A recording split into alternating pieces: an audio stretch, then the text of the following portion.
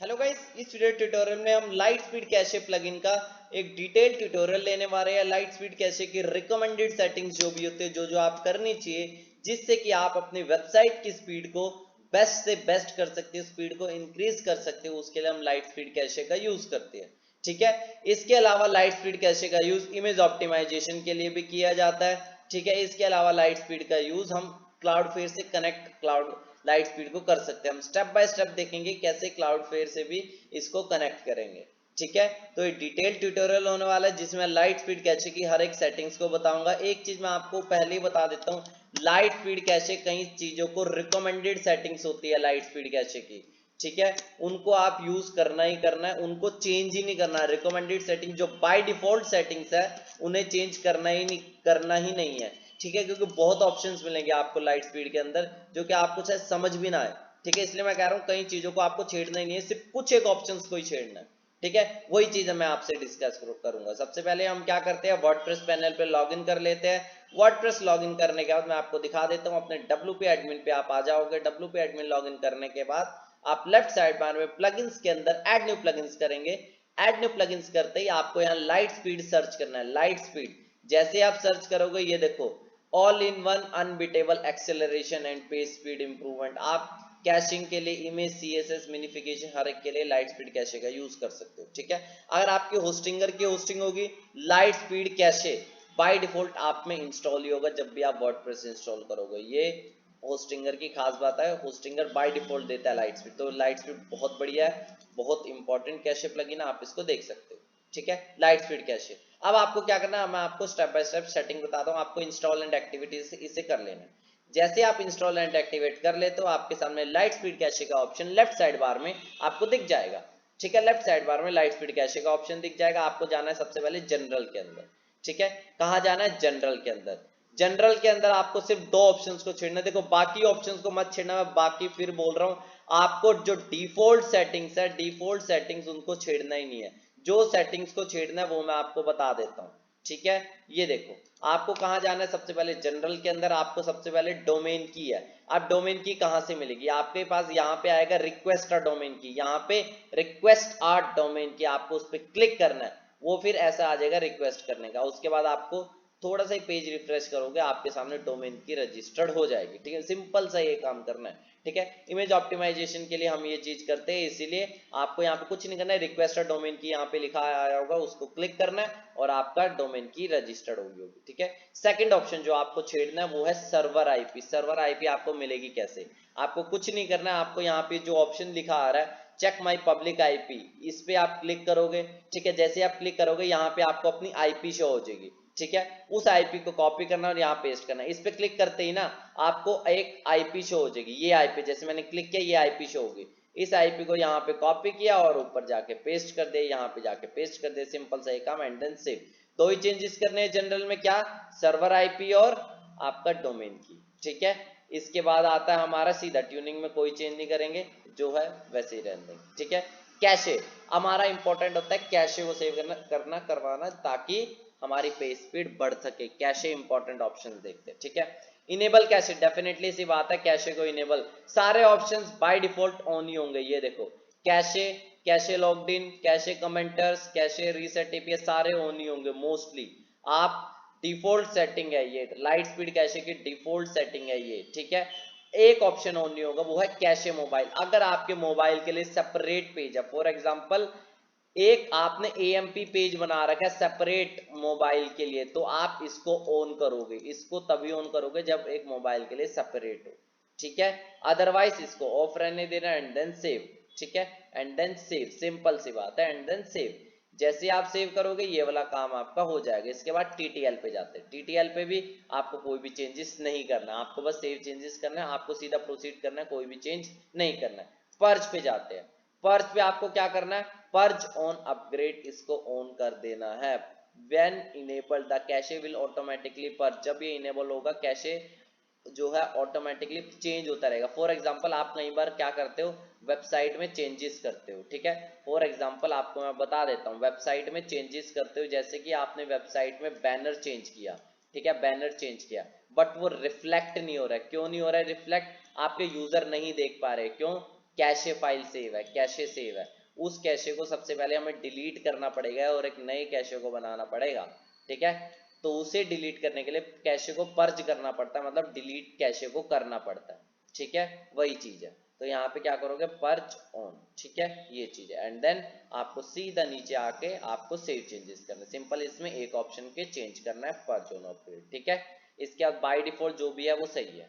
आपको जाना है एक्सक्लूड पे। अगर कहीं आपको कई फाइल्स होती है जो आपको कैशे नहीं करवानी होती, जैसे कि कोई भी चीज़ है जो फ्रिक्वेंटली चेंजेस होते हैं। ठीक है, आप चाहते हो वो वाला यूआरएल कैशे ना हो। फॉर एग्जांपल आप चाहते हो आपके पेज का ये यूआरएल क्या हो, कैशे ना हो, तो आप यहाँ पे ऐसे यूआरएल डाल दो। ठीक है, जो भी आप चाहते हो इमेज कैशे ना हो। ठीक है, कई इमेजेस होते हैं आप उसे कैशे नहीं करवाना चाहते हो, आप यहाँ पे डाल दो। ठीक है, जो भी आप कैशे नहीं करवाना चाहते यहाँ डाल दो, एंड देन सेव चेंजेस। ठीक है, एंड देन सेव चेंजेस। इसके बाद हम जो नेक्स्ट ऑप्शन जो हमारे पास आता है वो आता है ईएसआई। ईएसआई के अंदर आप ये ऑप्शन देख लो, इनेबल ईएसआई, जिसको ऑफ कर देना है। ठीक है, इनेबल ईएसआई को ऑफ कर देना है। कैशे एडमिन बार और कमेंटर्स, कैशे कमेंट, इसको ऑन कर देना है। ऊपर वाले को ऑफ, नीचे वाले को ऑन, साथ के साथ आप करते भी जाओ। ठीक है, and then directly save changes. ठीक है, जैसे ये हो जाएगा हमारे पास नेक्स्ट टैब में हम जाते हैं ऑब्जेक्ट पे। ठीक है, ऑब्जेक्ट को आपको क्या कर देना, ऑफ ही कर देना है। ऑब्जेक्ट कैशे को ऑफ कर देना है।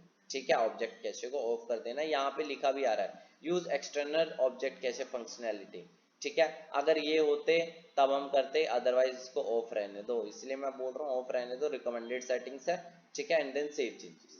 ठीक है, बाय डिफॉल्ट जो भी है आप उसे रहने दे सकते हो। हाँ, ये भी आता है कैशे डब्ल्यूपी एडमिन, इसको डेफिनेटली सी बात है ऑन कर लेना। एंड परसिस्टेंट ट्रांजिट ये ऑफ होंगे, ये ऐसे होंगे ऑफ। आपको क्लिक करना है on and then save changes. ठीक है, ये जो परसिस्टेंस वाला है वो भी शायद ऑफ होता होगा, आपको इसको क्या करना है, ऑन कर देना है। ठीक है, स्टोर ट्रांजिएंट ऑफ होता है। ठीक है, हाँ मैंने गलती से बोल दिया, cache WP admin and persistent connection, इन दोनों को आपको ऑन कर देना है। ठीक है, ऑन कर देना है। एंड स्टोर ट्रांजिएंट को आपको ऑफ कर देना है, एंड देन सेव चेंजेस। ठीक है, सेव चेंज। इसके बाद आएगा आपका ब्राउजर कैशे। ठीक है, ब्राउजर कैशे, ब्राउजर कैशे को आपको ऑन कर देना है। आपने देखा होगा जब भी बंदा, आप पहली बार कभी वेबसाइट पे विजिट करते हो, आपने पता नहीं ये चीज रियलाइज की है नहीं की है, मैं आपको बता देता हूँ। आप पहली बार जब भी वेबसाइट पे विजिट करते हो और दोबारा जब सेम वेबसाइट पे विजिट नेक्स्ट डे करते हो, आप देखते हो जल्दी वेबसाइट लोड हो रही है। क्यों? क्योंकि ब्राउजर में कैशे सेव है, ब्राउजर में कैशे सेव है। कहाँ पे? ब्राउजर में। पहली बार जैसी वेबसाइट लोड हुई, पूरा डेटा फेच हो गया, पूरा डेटा क्या हो गया, डाउनलोड हो गया। नेक्स्ट बार होगा तो वहीं से वो डेटा उठाएगा, जिससे कि वो स्पीडली लोड होता है। ठीक है, स्पीड में होता है। तो ये आ गया आपका। And then save change, on कर देना इसे, सेव चेंजेस। एडवांस में जाके आपको कोई भी ज्यादा चेंजेस नहीं करने हैं। ठीक है, सीडीएन, सीडीएन आ जाता है अपने क्लाउडफ्लेयर से। अगर आपको इसे कनेक्ट करना हो आप यहाँ से इजीली कर सकते हो। क्या करना है मैं आपको बता देता हूँ, सिर्फ दो ऑप्शंस को आपको यहाँ छेड़ना है। ये जो भी है आपको कुछ नहीं छेड़ना, आप सीधा नीचे आ जाओ। आपको यहाँ करना ओरिजिनल यूआरएल, जो भी आपका ये डोमेन का यूआरएल है, इसको यहाँ पे आप ओरिजिनल यूआरएल पेस्ट कर दो। ठीक है, ओरिजिनल यूआरएल है आपका। इसके बाद आप क्या करो, यहाँ पे क्लाउडफ्लेयर से ऑन कर दो। क्लाउडफ्लेयर की एपीआई टोकन जो भी होता है, email ID, and then domain. आपका डोमेन क्या है, जैसे ये आपका डोमेन है। ठीक है, ये आपका डोमेन है। इसके बाद क्या करो, आप आपकी ईमेल आईडी पास करो जो भी आपकी क्लाउडफ्लेयर की, एंड देन एपीआई की। मैंने क्लाउडफ्लेयर वाली वीडियो में बताया था कि आप एपीआई की कैसे जनरेट कर सकते हो, ऐसे कैसे करोगे, आप उस वीडियो को देख लेना। मैं क्लाउडफ्लेयर वाली वीडियो का आई बटन में लिंक दे दूँ। ठीक है, अगर क्लाउडफ्लेयर है तो ठीक है, नहीं है तो ठीक है, लेकिन क्लाउडफ्लेयर से कनेक्ट कर लेना। मैंने ये वेबसाइट नहीं किया क्लाउडफ्लेयर से कनेक्ट, इसलिए मैं इसे ऑफ रहने दूंगा, अदरवाइज आप कीजिए ये चीज। ठीक है, ऑन करके आप यहाँ पे एपीआई की ईमेल आईडी और डोमेन की डाल दो। ठीक है, एंड देन एक और ऑप्शन करना ओरिजिनल यूआरएल। ठीक है, site URL to be serve through CDN. ठीक है, तो इसको ओरिजिनल यूआरएल जो भी होगा आप उसे पास कीजिए। इमेज ऑप्टिमाइजेशन, इमेज ऑप्टिमाइजेशन में आपको दो तीन ऑप्शंस को छेड़ना, वो मैं आपको बता देता हूँ। जैसे कि इमेज ऑप्टिमाइजेशन सेटिंग, सबसे पहले इस पे क्लिक कर देना और आपको यहाँ पे कुछ एक ऑप्शंस को क्लिक ऑन और ऑफ करना है। पहले तीन ऑप्शन याद करना चाहो याद कर लो, पहले तीन ऑप्शन और इनके नाम याद रखो, auto request cron, auto pull crown और ऑप्टिमाइज ओरिजिनल इमेजेस। इन तीनों को आपको ऑन करना है, ऑन करना है। ठीक है, इन तीनों को आपको ऑन करना है। इसके बाद रिमूव ओरिजिनल बैकअप्स, इसको आपको ऑफ कर देना। ऑप्टिमाइज, इसको ऑफ कर देना है और इसको भी ऑफ कर देना। ठीक है, इन तीनों को आप देख लीजिए। इसके बाद create web P and image web P replacement. Web P में अगर आपकी इमेज होगी तो बहुत जल्दी लोड होगी। मैंने आपको बताया था JPEG file and JPG file और पीएनजी फाइल इतनी जल्दी लोड नहीं होती है, टाइम लगाती है जेपीजी और पीएनजी। लेकिन आपकी वेब पी फाइल्स जो भी होती है ना, वेब पी इमेजेस होती है, वेब पी वो बहुत जल्दी लोड होती है वेब पी। इसलिए कोशिश करो आपकी इमेजेस वेब पी में कन्वर्ट हो जाए, अदरवाइज ये वेब पी वर्जन अपने आप सारी इमेजेस का क्रिएट कर देना, आपको इसको ऑन कर देना दोनों ऑप्शन को। ठीक है, इन तीनों ऑप्शन को पढ़ लो, ऊपर वाले तीन ऑप्शन को, auto request cron, auto pull cron, optimize original images, इसको ऑन कर देना, ऑन ऑन ऑन। ठीक है, remove original backups, optimize losslessly and इसे आपको ऑफ कर देना। ठीक है, हो जाएगा। और क्रिएट पेपी वर्जन को ऑन कर देना, इन दोनों ऑप्शंस को, एंड देन सेव चेंजेस। ठीक है, जैसे ही हो जाएगा आपका इमेज ऑप्टिमाइजेशन पहला स्टेप हो गया। दूसरा स्टेप आपका आता है, यहाँ मैंने ऑलरेडी करके रखा हुआ है। ठीक है, आपको क्या करना है, यहाँ पे ऑप्टिमाइज इमेज वीजिए, यहाँ पे आएगा गैदर इमेज डाटा। ठीक है, गैदर इमेज डाटा पे क्लिक करना। मैं ऑप्टिमाइज कर चुका हूँ इसलिए मेरे पास ऑप्शन नहीं आ रहा। गैदर इमेज डाटा पे आप क्लिक करोगे, ठीक है, आपके सामने ये इमेज का डाटा निकाल देगा। आप उसे अपने हिसाब से ऑप्टिमाइज कर दो। वहां पे ऑप्शन दिख जाएगा। ठीक है, क्लीन अप यहाँ पे ऑप्शन आता है। ठीक है, आप जैसे ही गैदर इमेज डाटा पे क्लिक करोगे ना, आपको ऑप्शन आ जाएगा कि बैकअप्स को रिमूव करने, मतलब जो भी आपका वो है उसे रिमूव करने का। अभी मुझे ध्यान नहीं आ रहा वो वर्ड क्या एग्जैक्टली। आप यहाँ पे क्लिक करोगे आपको समझ आ जाएगा। यहाँ पे आता है गैदर इमेज डाटा, दिख रहा है ना, मेरे में ये उतना वो नहीं है, आपके यहाँ ब्लू कलर में दिख जाएगा। ठीक है, वो चीज आप कर लेना, वो आपका हो जाएगा। जैसे ही आपका हो जाएगा आपके सामने भी ऐसे डबल टिक बने आ जाएंगे, मेरा ऑप्टिमाइजेशन मतलब कंप्लीट है। ठीक है, अब आएगा पेज ऑप्टिमाइजेशन। पेज ऑप्टिमाइजेशन में क्या आएगा, पेज ऑप्टिमाइजेशन में आपका आएगा ये कुछ एक ऑप्शंस होते हैं सीएसएस जेएस मिनिफिकेशन के, उनको ऑन कर, सीएसएस मिनिफाई सीएसएस कंबाइन दोनों को ऑन कर देना है। ध्यान से इन ऑप्शंस को देखना, दोनों को ऑन कर देना है। इसके बाद आपका आता है ये तीन ऑप्शन जनरेट, ये इन तीनों को आपको ऑफ कर देना है। ठीक है, मेजरली ऑप्शन आपको क्या ऑन करना है, CSS minification, CSS combine, CSS को मिनिफाई कर देगा एंड कंबाइन कर देगा। ठीक है, इसके बाद लोड सीएसएस एसिंक्रोनसली, ये ऑफ होगा, ये होगा ऑफ, आपको इसको करना है ऑन। बाकी सारे ऑप्शन ऐसे होंगे, लेकिन तीन चार ऑप्शन आपको छेड़ने हैं, जो कि पहला option CSS minify, CSS combine and then load CSS asynchronously, इसको ऑन करना है इन तीनों को। ठीक है, इन तीनों को ऑन करना है एंड देन आपको सेव चेंजेस करना है। एक इस ये वाला ऑप्शन भी इनेबल सीएसएस एसिंक्रोनस लाइब्रेरी, इसको भी ऑन कर देना है एंड देन सेव चेंजेस। ठीक है, सेव चेंजेस जैसे ही आप करोगे ये भी सेव हो जाएगा। जेएस सेटिंग पे जाना है, जेएसएस को मिनिफाई करना है। ठीक है, जेएस मिनिफिकेशन ऑन होना चाहिए, बट जेएस कंबाइन ऑन नहीं होनी चाहिए, इसको ऑफ रहने देना। फिर बोल रहा हूँ JS combine will be of, क्यों, अगर आप ऑन कर दोगे तो आपकी इमेजेस सारी हट जाएगी आपके वेबसाइट की, इसलिए ऑफ कर देना, ऑन नहीं करना है। ठीक है, तो बाय डिफॉल्ट सेटिंग जो भी है उसे रहने देना, JS combined external and inline इसको ऑन कर देना, ऑन रहने देना है, ऑन। ठीक है, एंड देन सेव चेंजेस। ठीक है, HTML सेटिंग पे आता है, HTML मिनिफिकेशन को ऑन करना है, HTML मिनिफाई ऑन होना चाहिए आपका। ठीक है, इसके बाद आप कर दो save changes. Google font and remove WordPress emoji, इन दोनों को तीन ऑप्शन ऑन रहेंगे। यहाँ पे क्या, HTML मिनिफाई ऑन, और दूसरा ऑप्शन आपका रहेगा गूगल फॉन्ट ऑन और वर्डप्रेस इमोजी ऑन। ठीक है, सेव चेंजेस जैसे आप ये भी करोगे ये भी आपका हो जाएगा। अब आएगा मीडिया सेटिंग, मीडिया को ऑप्टिमाइज करने का। ठीक है, आपको यहाँ पे तीन ऑप्शंस को करना है। तीन ऑप्शंस कौन से है वो मैं आपको बता देता हूँ। तीन ऑप्शन आपके है कि लेजी लोड आई फ्रेम। ठीक है, लेजी लोड आई फ्रेम को आपको ऑन कर देना है ताकि आपका लेजी लोडिंग ऑन हो जाए। ठीक है, जनरेट LQIP इन बैकग्राउंड, इसको भी आपको ऑन कर देना है। ठीक है, आपको इन दोनों को मीडिया सेटिंग के अंदर ऑन कर देना है। ठीक है, आपका ये भी हो जाएगा। इसके बाद मीडिया सेटिंग के बाद आपको सेव चेंजेस करना है। ठीक है, सेव चेंजेस आप जैसे ही कर दोगे ये दोनों चीज हो जाएगी। मतलब कि मीडिया के अंदर आपको दो ऑप्शंस पे टिक करना है। पहला ऑप्शन कौन सा है, लेजी लोड, और दूसरा जनरेट LQIP। ठीक है, ये जो लेजी लोड है आप इसको देख सकते हो, lazy load only when they enter the view port, इसलिए हम इसको ऑफ रहने देते हैं। ठीक है, इसलिए हम दो ऑप्शन को यहीं पे छेड़ते हैं, कौन सा, ये वाले आई फ्रेम वाला और आपका बैकग्राउंड। ठीक है, इनको ऑन कर दो and then save changes, by default बाकी सब ऑफ ही होंगे। ठीक है, नेक्स्ट सेटिंग हमारी जो आती है, नेक्स्ट सेटिंग हमारी आती है, बाकी सेटिंग को आपको ऐसे छेड़ना नहीं है, आपको मैं बता देता हूँ। VPI ऐसा होगा, मीडिया एक्सक्लूड ऐसा होगा। ठीक है, अगर आपको मीडिया को लेजी लोडिंग से एक्सक्लूड करना चाहते हो, फॉर एग्जांपल आपका लोगो है, लोगो से आप एक्सक्लूड करना चाहते हो तो लोगो का यूआरएल लगा दो यहाँ पे, ठीक है। यूआरएल कैसे मिलता है मैं आपको बता देता हूँ। मीडिया के अंदर आप जाओगे ना, मीडिया के अंदर अपनी मीडिया फाइल के अंदर आपको वहां पे हर एक इमेज का यूआरएल होता है, ठीक है। मे बी आपको पता होगा, अगर नहीं पता मैं आपको बता देता हूँ। जैसे कोई है, जैसे ये कोई इमेज है, यहाँ पे आपको दिख रहा है फाइल का यूआरएल, आप इसको करो कॉपी यूआरएल, जैसे आप करोगे आपको दिख जाएगा। और इस यूआरएल को कॉपी किया एंड देन आपको जहाँ, अगर इसको लेजी लोड नहीं करवाना चाहते हो वहां पेस्ट कर दो, ठीक है। सेम इसी तरह से एंड देन सेव चेंजेस, ठीक है। सेव चेंजेस जैसे करोगे ये भी हो जाएगा।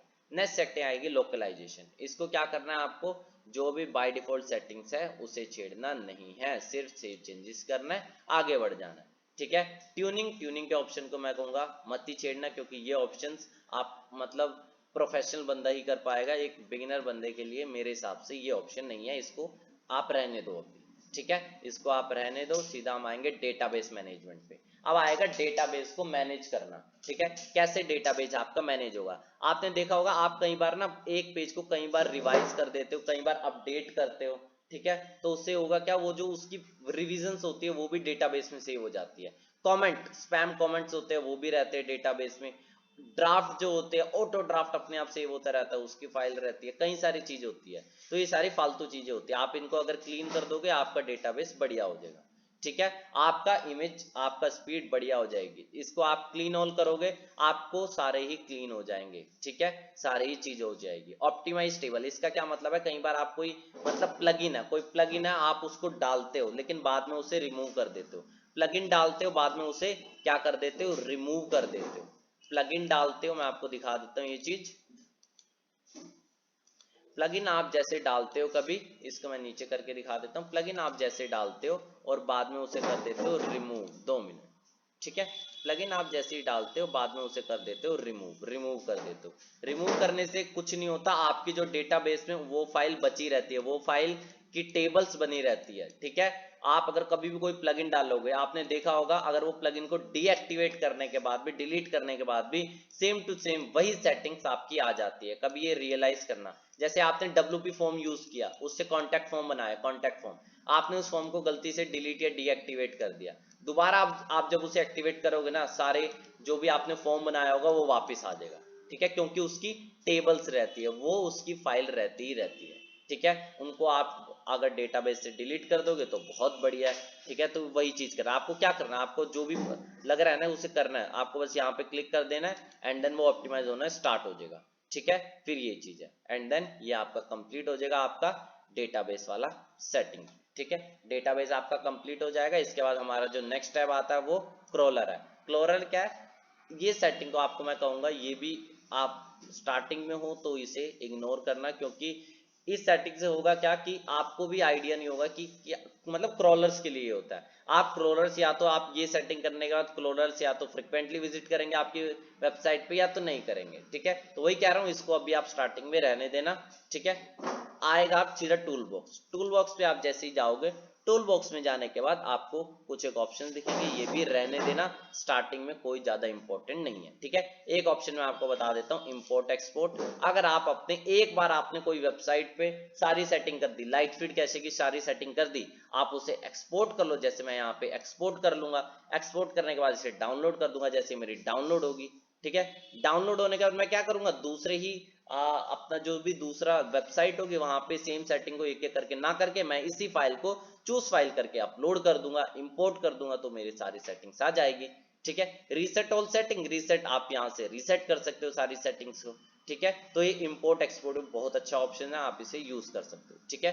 तो कंप्लीट ट्यूटोरियल लाइट स्पीड कैसे का आप जाओगे डैशबोर्ड पे, डैशबोर्ड पे आपको सारी मैट्रिक्स दिख जाएगी, ठीक है। अब भी आप लाइट स्पीड कैसे की ये सारी सेटिंग्स करने के बाद आप देख सकते हो आपकी स्पीड पे कितना फर्क पड़ा है। इमेज ग्रुप्स ये रहा, इमेज रिक्वेस्टेड ये रहा, ठीक है। आपके सामने सब कुछ दिख रहा है, आप इसको देख सकते हो। इसके अलावा आप क्या करोगे, जीटी मैट्रिक्स में आपको बताऊंगा, एक वेबसाइट है जीटी मैट्रिक्स। अगर आप कभी भी आपको पेज स्पीड को एनालाइज करना हो, जीटी मैट्रिक्स पे चेक करो। लाइट स्पीड कैशे को डालने से पहले और लाइट स्पीड कैशे को डालने के बाद कितना फर्क पड़ा है, जीटी मैट्रिक्स पे आप डालो, आपको सिर्फ यूआरएल डालना है और हो जाएगा। जीटी मैट्रिक्स पे चेक करो। और होता है गूगल का page speed insight, Google page speed insight के नाम से, पेज स्पीड इनसाइट, ठीक है।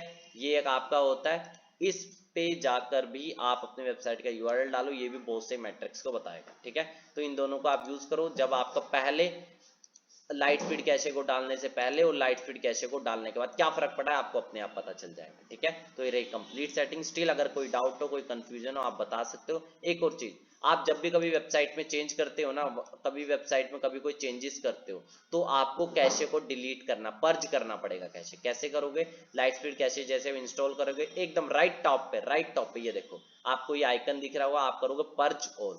पर्ज ऑल आप जैसे ही करोगे, जो भी आपका रिसेंट कैशे होगा वो पर्ज हो चुका होगा। पर्ज ऑल करते ही सीएसएस वगैरह भी हो जाएगा।